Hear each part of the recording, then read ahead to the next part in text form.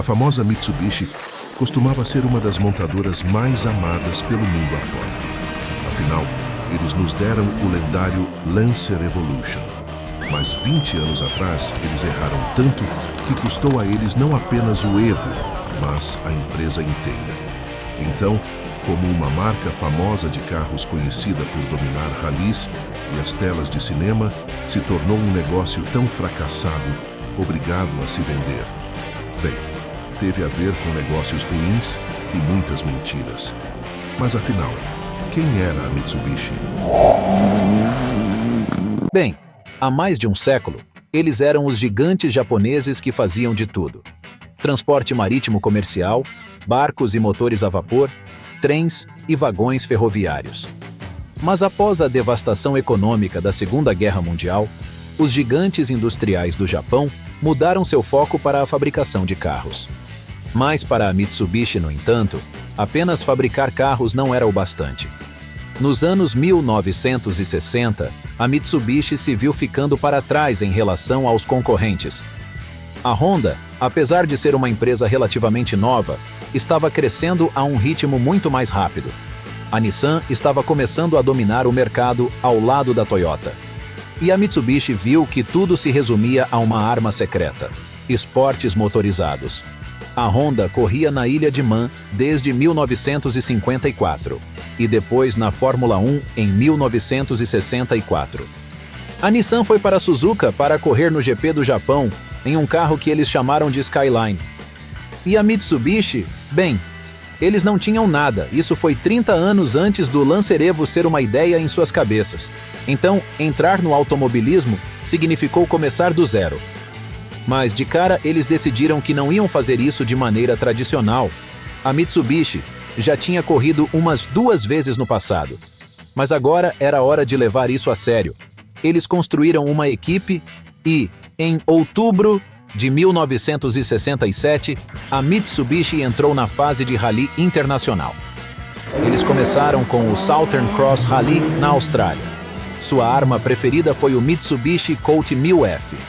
E este pequeno Colt ficou em primeiro lugar, na classe de motores pequenos, e em quarto lugar geral. A melhor estreia que a Mitsubishi poderia ter pedido, e a partir daí, eles foram fisgados. Em 1973, o WRC foi introduzido no Campeonato Mundial de Rally. E a Mitsubishi entrou com seu Galant 16 GS totalmente preparado. Tinha um belo motor de 1.6L 4 cilindros de 110 cavalos. Era um foguete na fase de rally. A Mitsubishi estava indo tão bem no rally que enviaram 5 Lancer 1600 GSRS para concorrer na Austrália.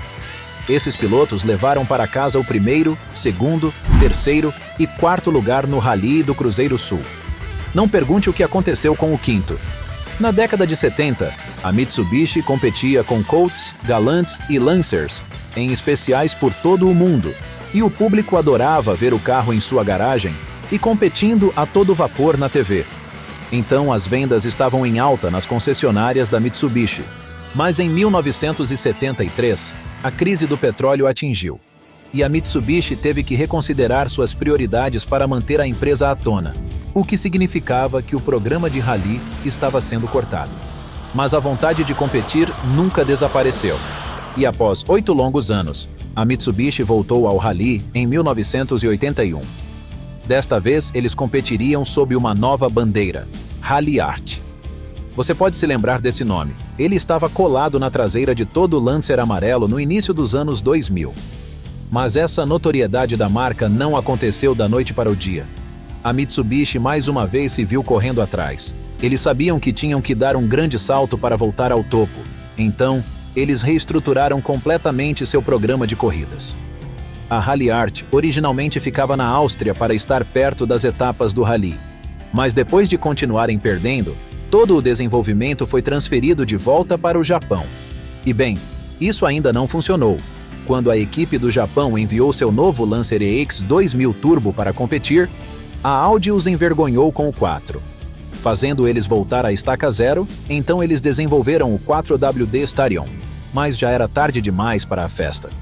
O Grupo B estava sendo encerrado porque muitas pessoas estavam morrendo, e o Grupo A se tornou a nova classe. Então, mais uma vez, A Mitsubishi foi para o laboratório, e sua mais nova arma de escolha foi o Galant VR4. O Galant tinha um motor turbo DOHC de 2 litros chamado 4G63 e produzia mais de 300 cavalos de potência. Além disso, tração 4x4 em tempo integral. E com Ari Vatanen apontado como seu principal piloto, o futuro para a Mitsubishi Rally Art parecia promissor. Talvez até melhor do que promissor, porque aquele Galant conquistou 6 vitórias no WRC. Mas quando as coisas estavam indo bem, as tendências dos carros começaram a mudar novamente nos anos 90. Foram embora os sedãs grandes e de porte médio e entraram os concorrentes pequenos, compactos e leves. E junto com isso, as etapas de rally em si estavam ficando mais apertadas, difíceis e também mais técnicas. Bem, o Galant VR4 era simplesmente grande demais, mas a Mitsubishi foi esperta. Eles se prepararam para isso com um plano B. Um plano B chamado Lancer. O Lancer existia desde os anos 70, como um modelo entre os carros Kei da Mitsubishi e o maior Galant. Mas, graças a um acondicionamento inteligente, os engenheiros da Rally Art descobriram uma maneira de encaixar toda a excelência vencedora de rallies no menor Lancer. E em 1992, eles mostraram ao mundo o Mitsubishi Lancer Evolution. O modelo de produção veio em 2 versões de acabamentos. Uma mais voltada para uso diário a GSR, já a versão RS é mais leve e extrema. No coração disso estava o mesmo 4G 63 de 2L. Nas ruas, ele tinha uma potência de 244 cavalos. Para colocar isso em perspectiva, o amado Lancia Delta Integrale Evo tinha 40 cavalos a menos e era aproximadamente 109 quilos mais pesado. E o carro de rally? Bem, esse era um monstro de 300 cavalos de potência. Mas um bom carro é apenas metade da batalha. Você também precisa de um piloto, mas a Mitsubishi realmente não tinha um. O jovem famoso Tommi Mäkinen visitou a fábrica naquele ano e a Mitsubishi tentou seu melhor para cortejá-lo, mas ele disse que pensaria sobre isso. E apesar dos melhores esforços da Mitsubishi, eles simplesmente não conseguiram manter o patamar com o novo Evo. Era uma máquina fantástica, mas a equipe conseguiu apenas 2 pódios e ficou em último no campeonato. Havia um grande potencial, mas precisava ser desbloqueado. E bem, havia uma razão pela qual o Lancer era chamado de Evolution. A Mitsubishi voltou diretamente para pesquisa e desenvolvimento e começou a melhorar o carro. E apenas um ano depois veio o Evo 2. Na versão de rua, o Evo 2 tinha uma barra estabilizadora dianteira mais leve, um spoiler maior e pneus mais largos, com potência elevadas para 252 cavalos. Mas a parte mais legal era, sem dúvida, aquelas clássicas rodas OZ de 5 raios. Na etapa de rally, o Evo 2 estreou na Grécia, onde ficou em segundo lugar. Uma grande melhoria em relação ao ano anterior, mas o segundo lugar é apenas o primeiro perdedor. Então eles enviaram o mesmo carro para o Rally da Ásia-Pacífico, onde Kenneth Eriksson levou aquele Evo 2 para o primeiro lugar, uma grande vitória para todo o programa. Mas lembra em 1992, quando a Mitsubishi disse a Tommi Mäkinen que lhe dariam um lugar? Bem, ele decidiu aceitá-los. Então, em 1995, Tommi Mäkinen recebeu sinal verde para ser o piloto principal da equipe. No Rally da Suécia, Eriksson e Mäkinen conquistaram a primeira vitória geral do Lancer no WRC ao ficarem em primeiro e segundo lugar no evento. Um feito que seria apenas uma prévia do futuro de Tommi Mäkinen. E apenas um ano depois do lançamento do Evo 2, o Evo 3 já estava batendo a porta. O terceiro da trilogia. Evo ainda tinha o motor 4G63, mas agora produzia 270 cavalos na estrada, juntamente com um conjunto aerodinâmico mais agressivo. Já nas corridas, o Evo 3 tinha algo chamado anti-lag, e ele apareceu pela primeira vez no Tour de Corse na França, com ninguém menos que Tommi Mäkinen ao volante, mas não venceu aquela corrida. Na verdade, o Evo 3 só veria sucesso 5 rodadas depois na Austrália, onde Eriksson conquistou o primeiro lugar geral. Isso foi o suficiente para dar a Mitsubishi o segundo lugar no título de fabricante. Mas eles estavam longe de vencer tudo, e isso se deve a Colin McRae e Carlos Sainz da Subaru, inimigos jurados da Mitsubishi. Portanto, o programa Rally Art precisava ser levado mais longe, e um ano depois, Em 1996, o Evo 4 daria o maior salto até então. A plataforma do Lancer foi completamente redesenhada. Então, naturalmente, o Evo 4 passou por grandes mudanças. Mudanças enormes. De fato. Porque pela primeira vez, a Mitsubishi retirou o motor 4G 6.3. E então eles viraram 180 graus e o colocaram de volta. Sim, era o mesmo motor.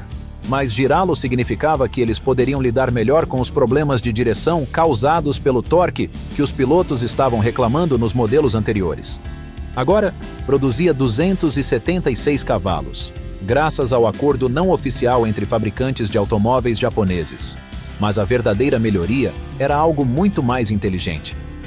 O novo sistema de controle ativo de derrapagem da Mitsubishi era uma opção padrão nos modelos GSR e usava direção, acelerador e sensores G para controlar por computador a distribuição do torque nas rodas traseiras. Na época, essa era uma tecnologia de ponta. Mas, junto com a nova tecnologia, o Evo 4 ficou mais pesado.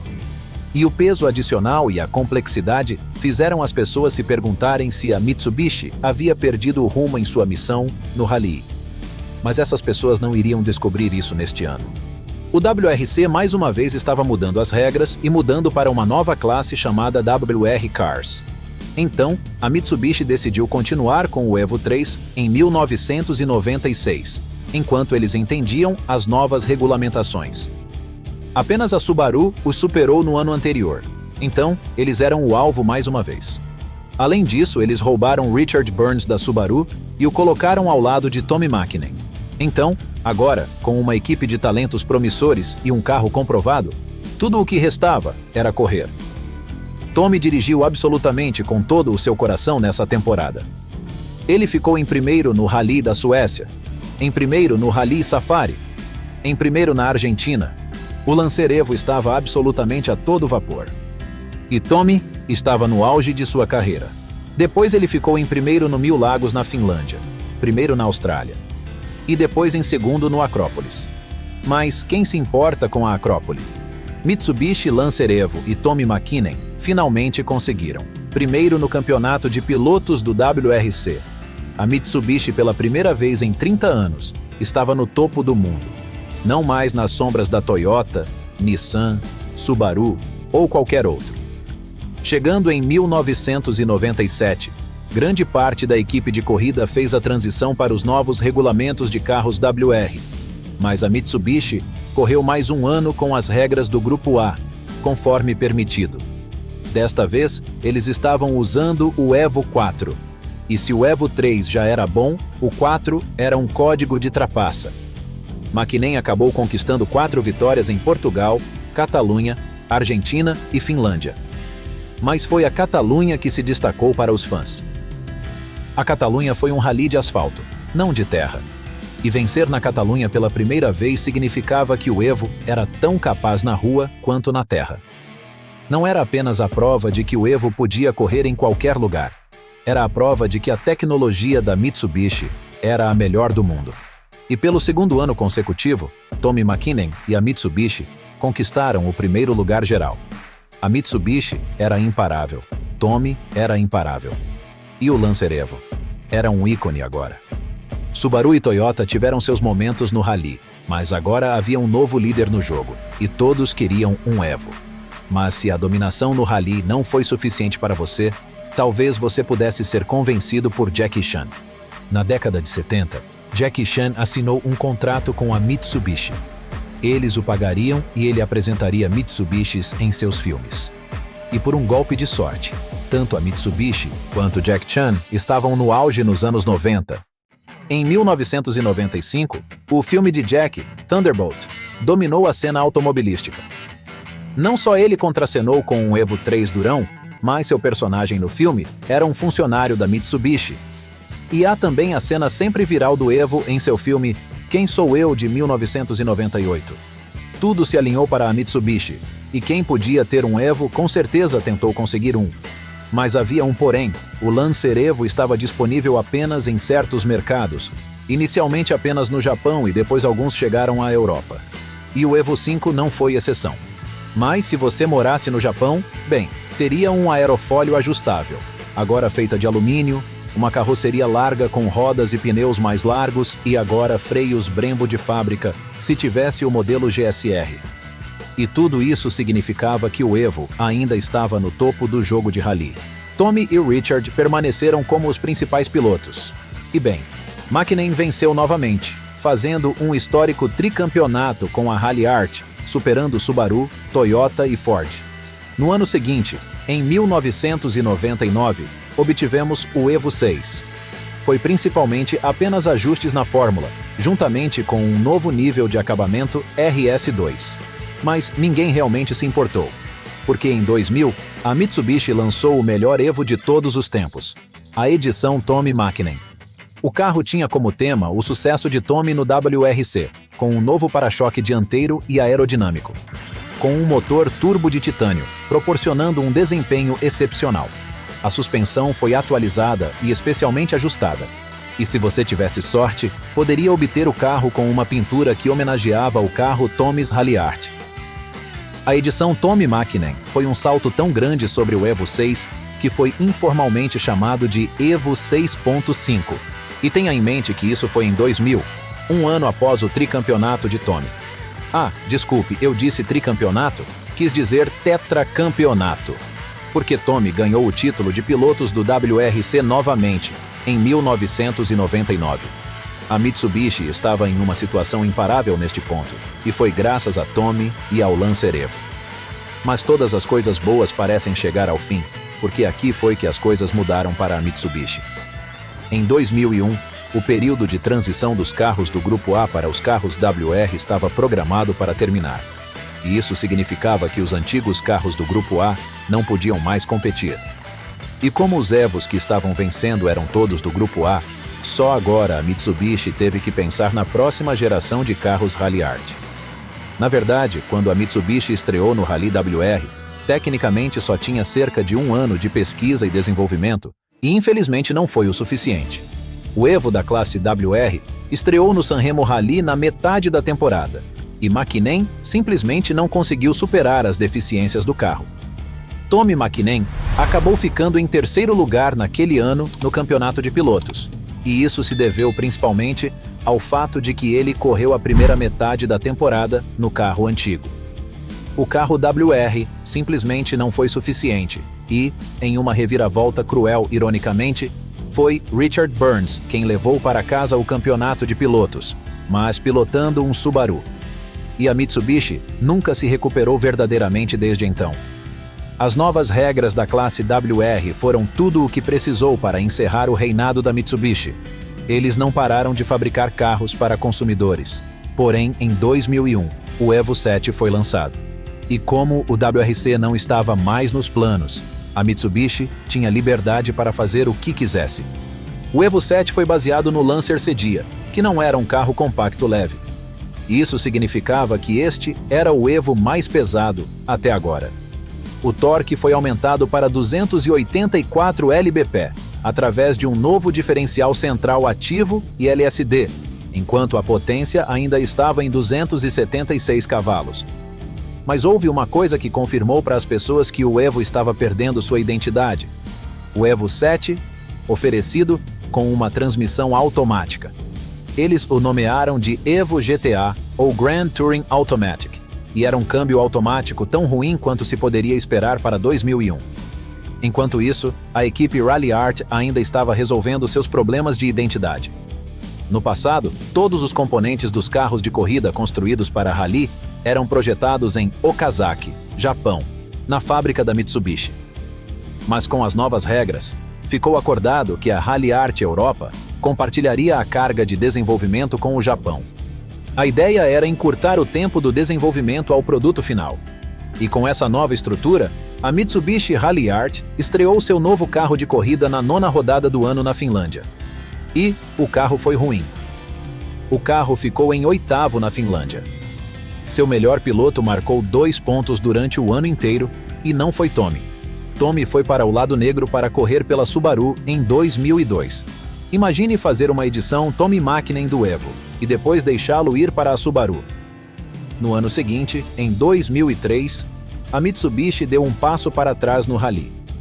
Eles disseram que precisavam de mais tempo para se concentrar no desenvolvimento de um carro que atendesse às suas expectativas, e prometeram retornar em um ano.